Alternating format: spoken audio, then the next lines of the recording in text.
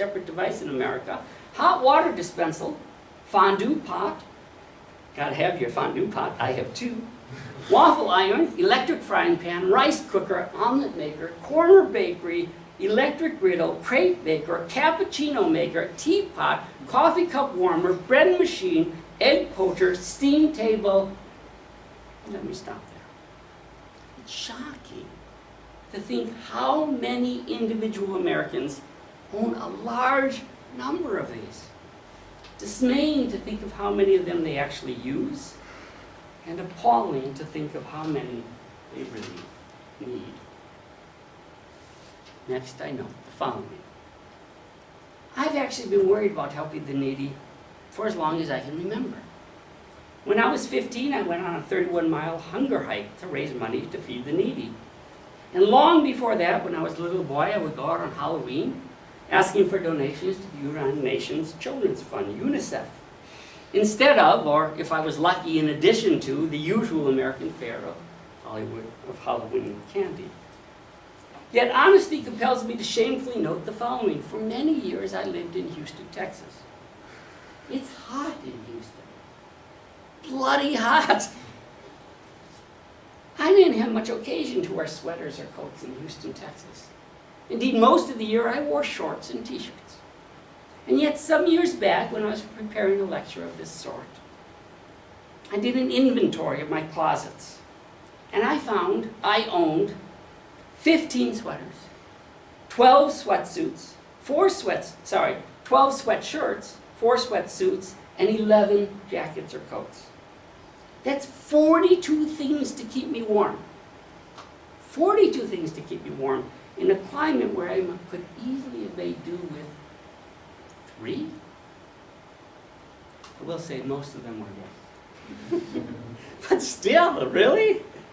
Finally, I confessed at the same time I inventoried my closets, I was going to count my children's Barbie dolls, stuffed animals, beanie babies, and other toys. But I realized I didn't have the time or the heart to do so. My wife and I don't buy our children, or didn't buy our children, all that much, but we didn't need to. They had friends and neighbors and grandparents and aunts and uncles, and they lived in the West. And they celebrated birthdays and lots of holidays. It's embarrassing, indeed shameful and obscene, how much junk flowed into my home every year for 3 children who didn't need anything.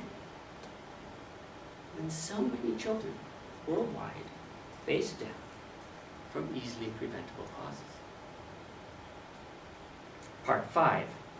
What about me? I'm just a student. So I know some of you are thinking that this has nothing to do with you. You're just a poor student. What could you possibly do? Now, I know that some of you in this room have had a genuinely difficult life. Some of you have suffered tragic losses in your life. Some of you have suffered great poverty, probably. Some of you have a mother or father who's an alcoholic or a junkie. Some of you may in fact be facing a life-threatening disease right now. I don't want to minimize the troubles that many of you may have faced in your lives or may be facing now. But for most of us in this room here, the very fact that we're here tells us that we are incredibly well off by global standards. Most of us have a roof over our heads. Most of us have clothes that are not in tatters. Or if they are in tatters, that's a matter of choice and style that we sometimes pay extra for. Most of us eat 3 meals a day, and some of us more than a few snacks. All of us escape the childhood diseases that kill over 30,000 people a day. None of us here are living in a war-torn land, savaged by daily sectarian violence. Numerous of us have our own computers, TVs, cell phones, iPads, Nintendos, PlayStations, or Xboxes. In sum, though it's easy to lose sight of it, most of us in this room are incredibly fortunate by any standards at all, but especially by world standards. Still, Some of you are thinking, but I really am a poor student. What could I possibly do to help the hungry of the world? Well, besides the obvious thing, sign up. The simple truth is that you could do a lot, and you wouldn't even notice it. At Christmas time, you could have your parents or friends make a donation to Oxfam, Doctors Without Borders, the organization you're going to hear about later, or one of the organizations recommended by Giving What We Can, instead of giving you a gift that you probably won't even care about. Or you could have them give you cash. You could spend half on yourself, half on the world's needy. Or you need to make any sacrifice at all, but just be more careful when you buy your Christmas presents. For example, give yourself an empty box and buy after the Christmas sales. Or buy before Christmas, but just be sure to buy on sale or at the outlet store or using a coupon. You can get the very same stuff, the exact same stuff, 20% off or more. Give the rest to an effective charity. Save a life. Do you buy CDs or DVDs?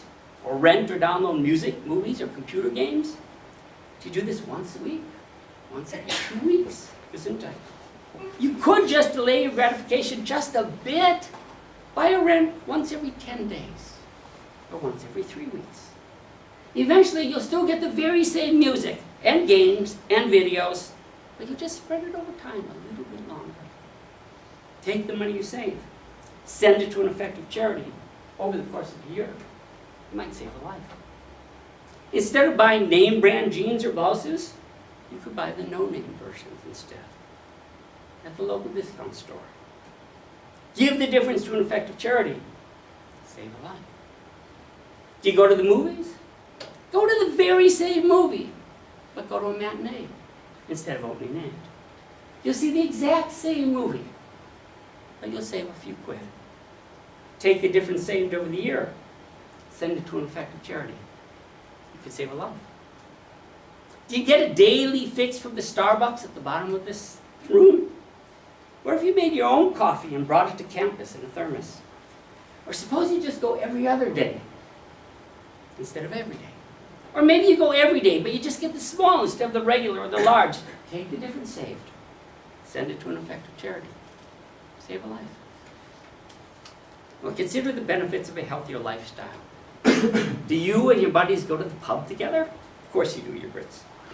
Do you all buy Of course you do. Do you all buy rounds for each other? How about instead of buying 4 rounds of drinks next time, you just buy 3?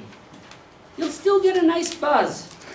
And you can take the 25% saved, you can send it to an effective charity, and you can save a life. In fact, over the course of a year, the money saved this way may save lots of lives, including, perhaps, your own. When you're heading over to a friend's to watch the big game, instead of taking 6 packs with you, just bring 3 beers, or 4. Take the money saved, send it to an effective charity. Save a life. Do you smoke a pack a day? Shame on you. Cut it in 25%, or in half. Send the money saved to an effective charity. Save a life. And once again, over the course of many years, you might be saving many lives this way, including your own. Brits spend approximately 21 pounds per week for every man, woman, and child on dining out or takeaway food. Suppose for the sake of argument you spend only half that amount. Let's say 10 pounds a week. If you spent just 3/4 of that amount, say by ordering water for free instead of a drink, you could save £2.50 a week. That's 130 quid a year. That's enough to make a significant difference in a poor person's life. Indeed, in several needy people's lives. And it would be healthier for you. I could go on and on. But I take it the point here is plain enough. It's easy to say, I'm just a poor fill in the blank, undergraduate, graduate student, you name it, assistant professor. There's nothing I can do to help the world's needy. But that is just false. Every one of us in this room can do something to help save lives, and there are many ways in which we could do so where we wouldn't even notice the difference in our lives. like buying or renting a CD, DVD, or video game every 10 days instead of every week, or buying a no-name instead of a designer jean shirt or purse, or where there would be no difference in our lives, like buying the very same item on sale, or going to the matinee instead of the evening show, or where the difference that there would be would actually be better for us, like spending less on cigarettes, alcohol, gambling, or dining out. So there's undoubtedly lots that we could do. The only question is, will we? That's it. Part 6, conclusion. The degree to which we are morally blameworthy for not aiding someone in need is partly a function of how dire the need is, and partly a function of how much it would cost us to do so. And I don't just mean monetarily, but in terms of humanly valuable projects, relationships, responsibilities, and commitments. But surely by such criteria, we are open to serious moral criticism when we basically ignore, as most of us do, excuse me, the tragic plight of innocent children and others suffering from preventable hunger or disease. Clearly, each of us could do vastly more than we do to help the world's needy, and we could do so without making a dent in our affluent lifestyle. That we don't is a serious moral failing. Thank you very much for your attention.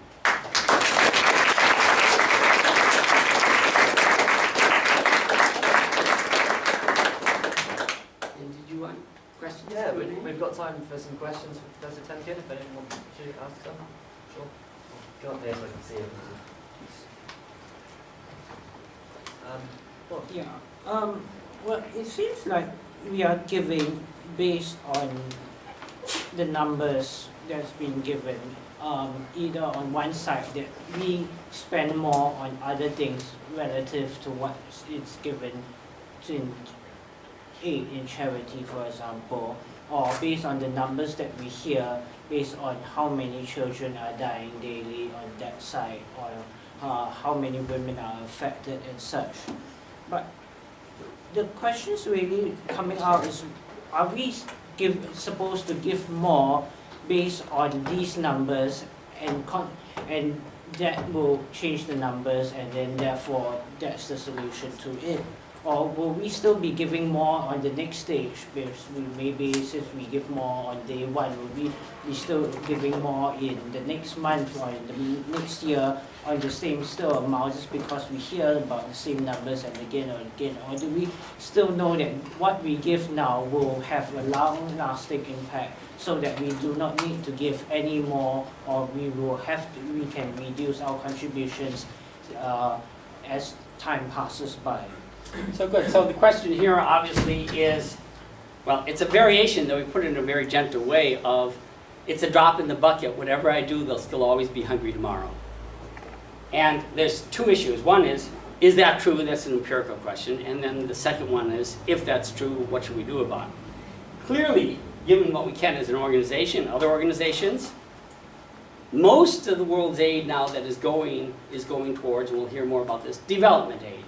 Aids of various form. It's the old Chinese saying, give a man a fish, he eats for a day, teach a man to fish, blah, blah, blah. Okay. So obviously development aid is aiming largely towards making significant improvements that will be long-lasting, not just feed someone today and then they're hungry tomorrow, and then feed them again tomorrow and then they're hungry the next day, and then they die 2 days later anyway of something else. Having said all that, though, let me put that on the side. Let's suppose that there's a long queue of people who are going to be suffering and dying. And every day you save someone at the front of the queue, there's someone following up behind. So every day there will be a pressing need. So my question is, so what? Does that mean I shouldn't save the next person at the head of the queue? Well, it depends. What would the cost to me involve? Notice, my view, unlike some other people's view, is not, I have to keep giving and giving and giving until I'm down to their level. Or I have to give to the point where I can no longer pay attention to my children's welfare and so on. I'm just saying, what could I do to save the next person in line even if there's plenty of other people in line behind that person, where it won't actually even cost me anything to do so. Now there it seems to me that if it's going to cost me nothing to do so, or an insignificant impact in my life, I could save one person here. I ought to do so, even if there'll be a lot of other people in line after I save that person. And let me give you an analogy which people always shudder at. Maybe I shouldn't do this, but I'm going to do it anyway. Someone says, you know, you got a bunch of stuff going on out there and you can't save it all. Like, so here's some women who are going to be raped over here and some people are going to be murdered over there. If you stop these people from being raped, there's still going to be these people being murdered. Well, the fact that there's still going to be lots of people being murdered doesn't make me think, well, I guess then why bother stopping these people from being raped? Of course you should stop them from being raped, even if a lot of other people are going to be murdered anyway. So I guess what I'm really doing is I'm sensitive to the form of the question. The question only has a bite, though, if the recommendation is you have to keep giving and keep giving and keep giving until you're down at their level and there's going to be this long queue of people, and what's the point? But since I wasn't advocating that, I'm not too worried about that particular question. Yeah. Thank you, Professor. That was really very stimulating, very interesting. I'd like to ask just a quick factual question. You mentioned that the Brits give £8 billion to charity every year. Is that 8 billion voluntary giving, or is that the British government give? Is their contribution to overseas aid included in that? This was actually this was the one for individuals. So it's voluntary. It's roughly an 8 billion also that the British government gives. The total for the entire government plus voluntary is about 16 billion. Thank you. Yeah, absolutely. You mentioned at one point environmental, the aid to environmental, given to environmental causes. Yeah. As something that's maybe super derogatory, but and you're focusing very much on humanitarian aid. Yeah. But in a world where potentially the greatest threat humanity faces in the quite near future is from environmental disaster. Yeah. What's your views on the obligations of people to help tackle that kind of problem? Well, it's a really tricky question, but you notice that there's a nice way that I will try and finesse that question by saying the following. Well, two issues. I have a graduate student who's writing a dissertation on the impact of cataclysmic risks, existential risks. You know, if the world would come to an end if we don't prevent S, fill in S, global warming, nuclear proliferation, biological warfare, tech. There's a lot of possibilities out there. If it's going to come to an end, it's going to shoot fairly high up on the high priority item. Because then you're not just talking about people now who are hungry and in need. It's all possible people for generations to come. So there's a very powerful argument to be made that, you know, you have to pay a lot of attention to it. The nice thing is that a lot of times these don't have to be either or trade-offs, although there's a tricky question. So if I get a fuel-efficient car, I have less impact on the environment, so that helps contribute to this one thing that's good, and then I have extra money. Now the question is, do I take that extra money and do I use that to help people who are starving today, or do I use that to make a further contribution to reducing global warming or something like that? Now if you're asking my actual view, I'll just tell you my view, but I won't try in this time to defend it. I'm going to stop the people who are starving today. Yeah. And I'm going to do that largely. Although a lot of people say this is irrational, in some sense this is irrational, but you know, I'm going to do that on the wing and the hope that we're going to be able to save these people today and still make progress on these other issues in the future. But I just remind you the following. When someone's buried at the bottom of a well or at the bottom of the coal mine, on the coal mining country here, you know, you get these people and they're stuck at the bottom of the coal mine, and everybody rallies, and they pour all these resources, and in the U.S. when this happens, special drill bits are being flown in from Alaska to save one girl who's at the bottom of the well. Is this an efficient use of resources? No. Those hundreds of thousands of pounds that are spent to save that one girl at the bottom of the well surely would be better spent stopping people, tens of thousands of people are starving in Somalia. But we do kind of rally around people who are in desperate need when it's people who are near and dear to us. I think we should rally around people who are in desperate need even if they're not so near and dear to us, even if it's not the most efficient use of resources. But it's a tricky question. I wouldn't go to the mat against someone who said, I really agree that we have to give the most effective charities. Now the question is, which are the ones, blah, blah, blah. Yeah. Thanks for the talk. You're welcome. Thanks for coming. So I'm interested in your focus, right? So you're talking to us very much about what we can do which makes sense because we're the ones who are here listening to you talk, Sure. right? But it seems like there's another relevant thing that's going on here, right? Which is what can be done by the people who are in need. And presumably we're all going to agree that eating is important, right? And not dying from diseases is important. Yeah. But it seems like there are also other important things about political agency, about being able to affect one's own community. Yeah. And you might think that, well, all of us in this room have all of the, material possessions that you listed. Most of us in this room are also probably citizens of quite powerful nations that Yeah. affect the global system. And so I'm just curious why you're focusing so much on the money that we can give to aid people in what's quite a passive way for them, I guess, rather than on what we can do to advocate for change with our government. So fortunately, and this in a way ties into the previous question in terms of the kind of answer I want to give. It's not an either or in this kind of context. And in fact, I know the president of Oxfam America. I've had these debates and discussions with him about the focus of their attention. They spend a heck of a lot of time what they regard as educating political leaders. And he tells me that's the most important thing we can do. We have to go into these meetings where people who are going to control the purse strings for billions of dollars, we can't be worried quite so much, hate to admit it, digging wells in these villages. What we have to do is get to the people who will make decisions and influence and so on.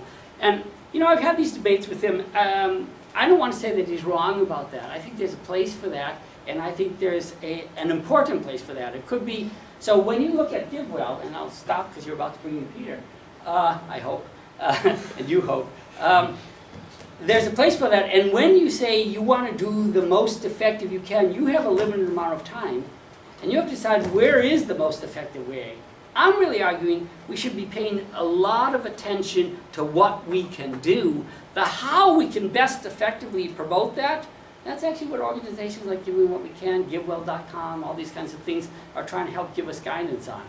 And I encourage people to look for other, more effective avenues. But usually, as I say, it tends not to be an either or. You could be an effective advocate of the kind you're talking about politically, write your congressmen, senators, whatever the equivalents are here, MPs and so on. You can do all that, you can get organized, you can start organizations, you can, lots of things one can do. It also happens, if you cut down your cigarette smoking, not you personally, but whoever, by 25%, you'd have a few extra quid in your pocket. And then the question is, do you spend that advocating, or do you spend that on the other? And that's an open question. Depends how the calculation comes out. Yeah. Okay. Thanks so much, guys.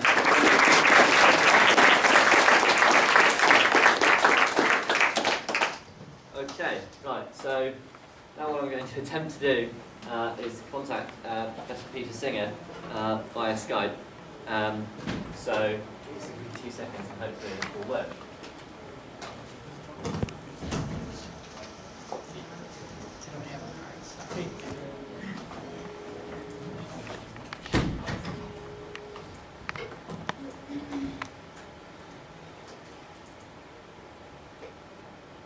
Hello, Peter. Hi, can you hear me okay? Great. Can everybody else hear? This isn't very loud, I know. And I don't know if I'm going to be able to get the picture.